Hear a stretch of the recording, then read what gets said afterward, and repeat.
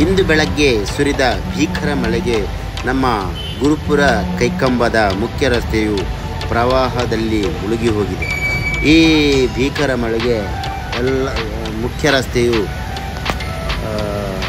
ನೀರನ್ನು ಆವರಿಸಿ ದ್ವಿಚಕ್ರ ವಾಹನ ಸವಾರರು ತುಂಬ ಕಷ್ಟಪಟ್ಟು ಮುಖ್ಯ ರಸ್ತೆಯಲ್ಲಿ ತೆರಳಿದರು. ಇದು ಗುರುಪುರ ಕೈಕಂಬದ ಮುಖ್ಯ ರಸ್ತೆಯ ಚಿತ್ರಣ. ಇಡೀ ರಸ್ತೆಯೇ ನೀರಿನಲ್ಲಿ ಮುಳುಗಿದಂತೆ ಕಾಣಿಸುತ್ತಿತ್ತು.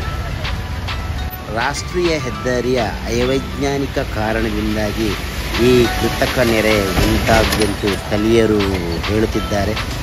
ಈ ಮುಂಗಾರು ಮಳೆಗೆ ಹೀಗೆ ಪರಿಸ್ಥಿತಿ ಆದರೆ, ಈ ಕೇವಲ ಒಂದು ಮಳೆಗೆ ಈ ಪರಿಸ್ಥಿತಿ ಆದರೆ, ಇನ್ನು ಬರುವಂಥ ಮಳೆಗೆ ಮುಂಬರುವ ದಿನಗಳಲ್ಲಿ ಯಾವ ಪರಿಸ್ಥಿತಿ ಈ ಕೈಕಂಬದವರು ಅಥವಾ ಸ್ಥಳೀಯರು ಅನುಭವಿಸಬೇಕಾಗಿ ಬರುವುದು.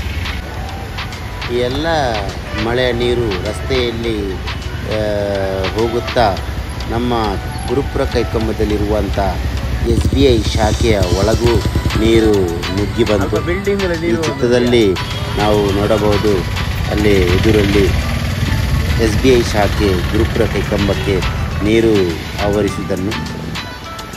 ಗುರುಪುರ ಕೈಕಂಬದಲ್ಲಿ ಎಲ್ಲ ವಾಹನಗಳು ನೀರಿನಲ್ಲಿ ತೇಲಿಕೊಂಡು ಬರುವಂತಹ ದೃಶ್ಯವಿದೆ. ಆತ್ಮೀಯರೇ, ವೀಕ್ಷಣೆಗಾಗಿ ಧನ್ಯವಾದಗಳು.